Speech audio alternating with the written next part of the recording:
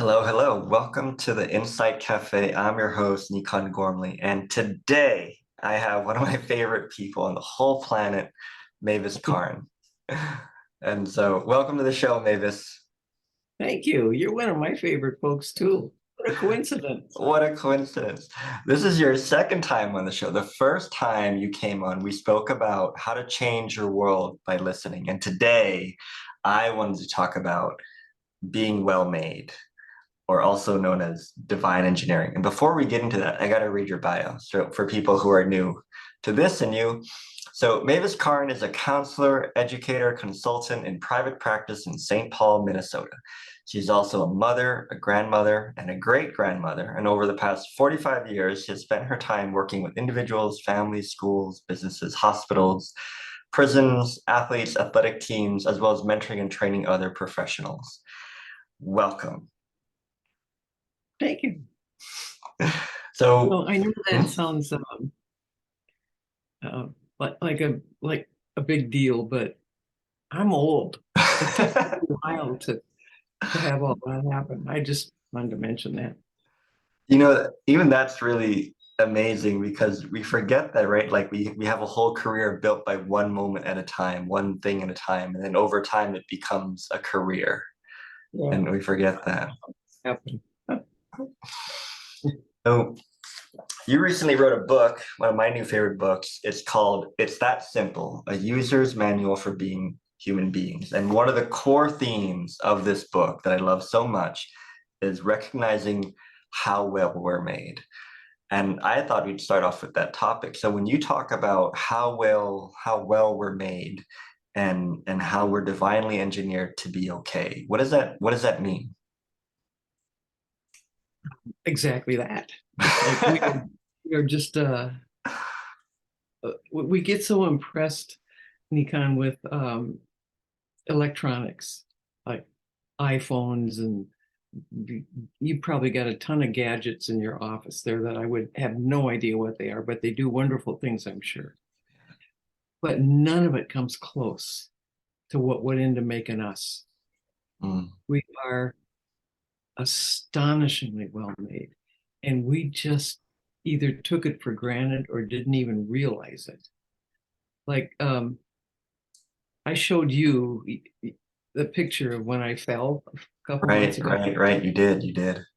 I'm not going to show the people because it's Yeah. scary, but I fell and I landed on my face and my sprained my wrists and my knees and my face turned swollen and purple Yeah. and I got stitches and there was blood all over. It was really spectacular. Wow.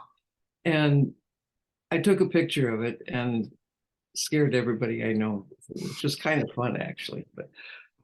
Um but a month later, here, You look great. Yeah. you can see the stitches up there, I guess, but no, I wish it would have made me a little cuter, but making me not purple and green is amazing. And I did nothing to make Mhm. that happen. Nothing. Yeah. I just did what I usually do. Mm. And my body just went to work. I can, yeah, That's this amazing. it is amazing. When you really slow down and take a moment and appreciate how well you're made, it is truly amazing. It is. And that's our job to get people to slow down Mm. and entertain the idea that there may be a whole lot more to them than they thought. I love that. It reminds me of the times I recently had a wine glass explode you can't really see it explode in my right hand. And I remember kind of closing my eyes and open, and there was like a big gash in my hand. And it just occurred to me, like, I think I'm going to need stitches for that. So I took myself to the hospital, the emergency room, and the nurses laughed at me because I was making a big deal of it. And they like, oh, only 4 stitches. And yeah, because my thinking had caught up. It's like, oh my God. And then I was back home within an hour working again. And I was telling somebody this story, and this lady that I was telling the story to said something that made me stop and think. She said, so I was telling her about how well we're made. She said, that's interesting, huh? Like how more stitches would not have made your hand heal faster. And I really sat was like, but that's true. Like the only thing the stitches did was put it together, and my body did the rest of the work. That's right. Isn't that amazing? That is amazing. Just amazing. And I'm wondering, what are the implications of really seeing this for ourselves on and its impacts on perhaps our lives, our businesses, our relationships? How does knowing how well we're made affect all of that other stuff? Well, as far as I'm concerned, knowing how well we're made is so comforting. Mm, It's so trustworthy. It's like if I touch a hot stove, mm, it feels immediately so painful I cannot leave my hand there. That is really handy. mm, If it didn't feel that bad, I would really damage my hand. It's mm, just the right amount of pain to save my hand. mm. Who thought that up? Yeah. Or, for instance, you and I are looking wherever we're looking right at each other on the screen. Mhm. But if we turn this way, Yeah. just we just change the aperture in the lens of our eye with intention. Wow. Isn't that cool? We didn't push some button or go, okay, eye, do Right. do your thing here. Just with intention, it changed. Mm, Who made that up? It's amazing. Our sensations are guiding us all the time. It's like if we didn't have the sensation of touch, we wouldn't be able to walk because we mm. wouldn't know when our feet hit the ground, whether there was sharp Right. rocks, whether we're going uphill, downhill, on ice, whatever, whether our shoes fit, we would not know. So we would not be able to walk. If we Mm, didn't have the sense of smell, we could take something out of the refrigerator and eat it and get sick because it was been there for a month. mm. That is amazing. That is amazing. This is my favorite part. That every thought we think, every every thought we think leaves a sensation in our body. Mm, You cannot sneak a thought by your body. mm, And if you are using the gift of thought, for instance, to scare yourself or create stress, you're worried about something, you're going to feel it in your body. You're going to feel it tightening or pressure somewhere in your body. mm. And that pressure, that sensation is on your side. It says immediately, it says, this is the way it feels to use your thinking the way you're using it right now. And it's your choice. You could continue to scare yourself, you can calm down, you can relax, you can do whatever. But that sensation is letting you know how you're using a tool. Mm. That's incredibly insightful. I think I've heard you say that before, but I think I heard it for the first time just now that you really can't sneak anything, you can't sneak a feeling past your body. And as you were saying that, what occurred to me is I'm I don't do so well when I'm really afraid or anxious or nervous, and especially when I'm trying to navigate life. It's really helpful to be more settled within myself, where I have clarity, I'm calm, I'm clear, and like like when you're driving a car, right? It's not helpful if you're driving and you're really distracted. Like you really need to be present. And I remember you told me that before about being less distracted, and I think I just saw that fresh for the first time of how our whole body is made for the best navigation of life, of this, and so whatever we want to do. But when we're distracted by our own thoughts or overactive thinking, we're not great navigators. Right? Mm. It's incredibly It'd be helpful. like if a pilot um, didn't like what his instruments were telling him bothered him. mm, So mm. he put a tarp over him. That's a great metaphor. Not a good, not a good plan. Yeah, not a But good that's what we plan. do with sensation. If we don't, if it's painful, if it's constant, it's whatever. We take a pill, we or we drink something, or we smoke something, we buy a bunch of stuff to make ourselves feel better because we don't like to feel bad. We didn't know that the stress that we were feeling was coming from us misusing a tool. We didn't know that. I didn't know that for 40 years. I Mm, would like to, I would like to try that 40 years over again, knowing what I know now, but I haven't found a way to do that yet. But the point is, yeah. we are being notified Mm, instantly mm, as to how we're using this tool. It's not any different than any other tool.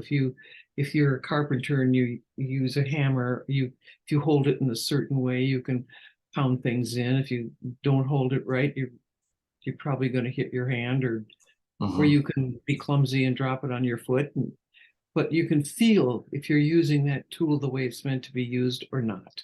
mm, There's a sensation that lets you know that mm. all the time, All the time. all the time. It's like with my famous fall. Mm, Um, what I know, I've been reading a lot of stuff about the divine engineering and how much stress interferes with healing. So fascinating. Mm, if you if I would have spent a lot of time stressing myself out about what happened, like, oh my God, what an idiot I am, and I did spend a couple of moments with that, but if I would have stayed with that and been just kept thinking about how bad this is terrible, this is happening, oh my God, it would have slowed down the healing because my mm, body would have had to deal with the stress. mm. If you just relax, you let your body do what it needs to do.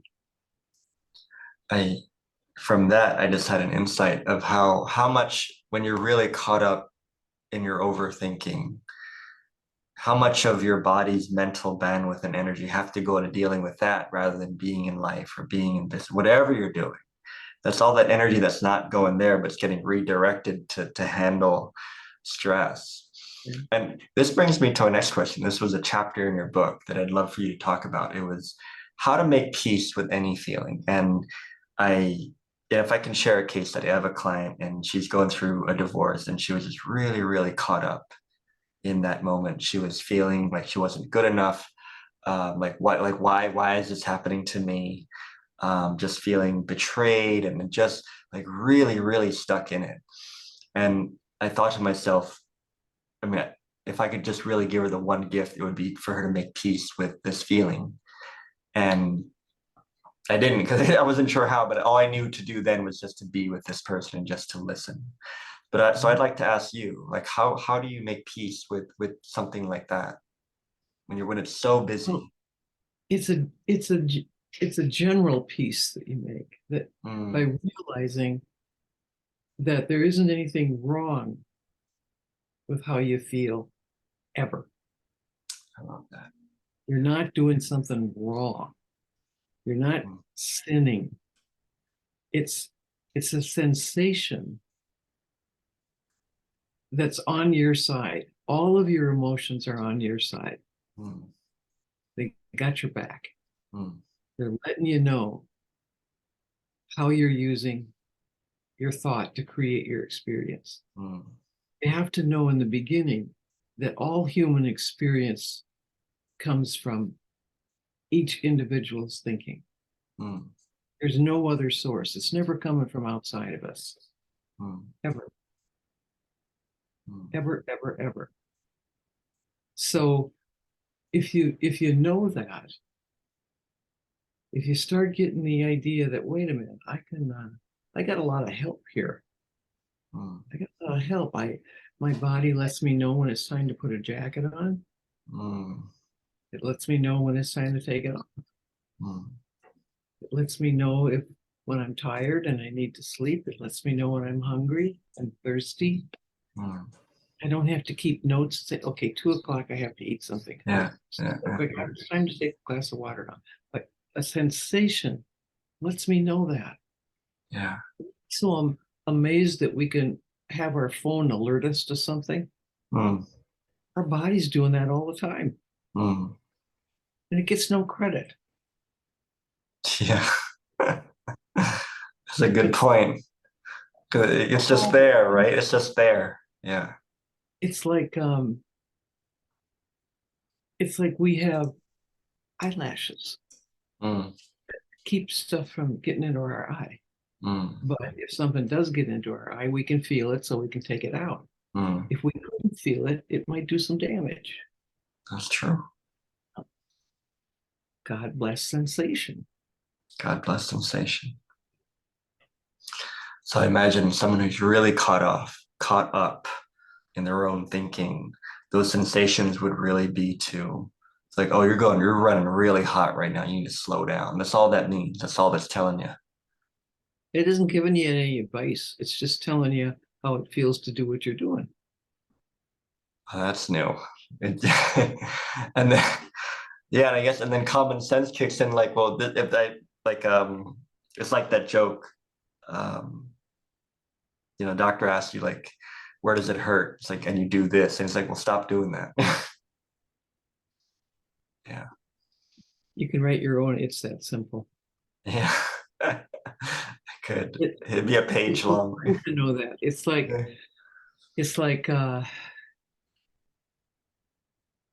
if I feel a little stressed, the first thing I notice is I need some more air. Yeah. Yeah. Yeah. This brings me to my next thing. I feel like when people are caught up in their own thinking, one of their go-tos is to worry about it. And this was also a chapter in your book, like why worry doesn't work. And just the other week, I had a client come to me and said, Nikan, I need help to worry less because I feel worry is getting in the way of me doing more and being more. And I'd love for you to speak to that. Well, it's such a popular habit, don't you Yeah. think? Yeah. Yeah, it It's is. so popular. And I think it's done. I can't remember what I put in the book, but I should read it, right? But there's a people worry for good reasons. I'm a mom and a grandma and all that, and I know that I used to worry a lot because I thought it would prevent things. I Yeah. just Yeah. worry Yeah. about this and it won't happen, right? Yeah. And that works about as well as any superstition. And Yeah. I also worried because I thought it was the same as caring. Yeah. Yeah. Yeah. It's not. Caring is based on love. Mm, Worry is based on fear. mm, And then I thought it's just the responsible thing to do to worry. mm, No, it isn't. There is absolutely no point to worry. There's no upside for worry. mm, It's just a very popular habit. mm. I hear you. If it was a Yeah. helpful habit, it would feel helpful. When's the There's, last time you yeah. worried that it ever felt helpful? That's a really good insight. I'm gonna give me a moment. For me, when I'm worried about it, like it feels like just things are the same. I'm just going over it, over it, over it, over it, hoping to see something new. And when I put it down and I look at it from a clean state of mind or a settled state of mind, it feels like things move forward, but I'm not worried about it. I just know what to do. Like I know the next step is becomes obvious to me. Whereas I'm worrying, it just feels like I'm in the same place. It actually doesn't feel helpful.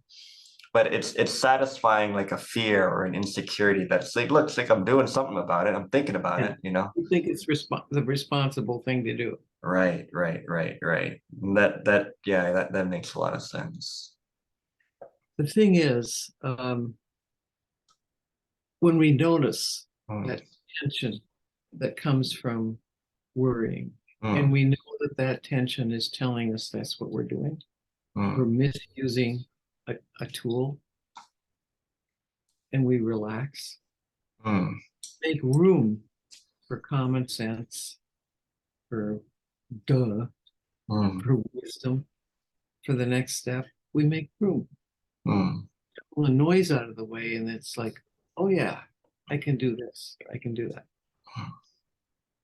It's like opening all the doors and windows in a stuffy house. Yeah, that's what it feels like. You're just letting all that worry, like, get some space in there. Mm. Fresh air, fresh Fresh thought. air, fresh air, fresh thought. Mhm.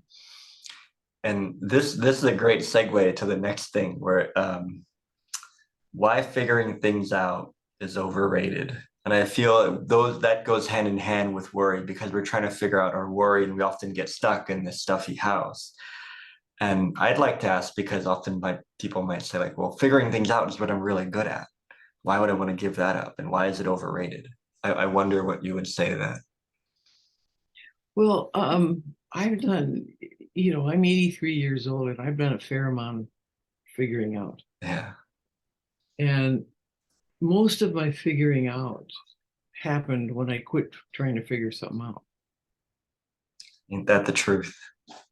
It's like I would get frustrated or it's like, oh, set it aside, bam, what I needed showed up.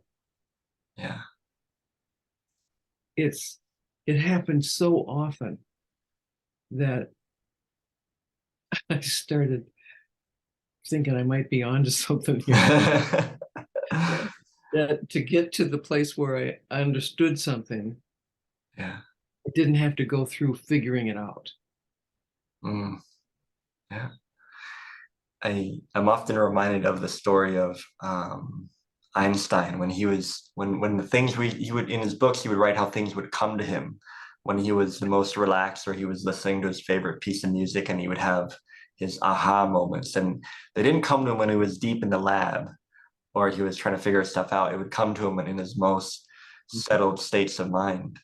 And me as a former Taekwondo professional athlete, my best performances when I was the most settled Yeah, on the court. I just felt at ease, and it was just another Saturday, and I was having fun, and I did my best, and it was really enjoyable. Or there were some moments when I really like things were really on the line. There were things at stake, and like it was a few points down. I just something happened, or I took a deep breath and let everything go, and then everything happened. for sure. Yeah, That isn't magic.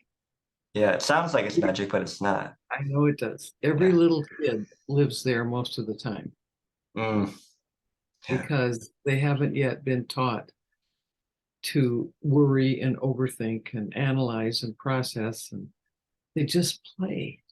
Mm, And uh, all of the athletes that I've spent time with knew when I would ask them, "Do you know what the zone is?" They would all know.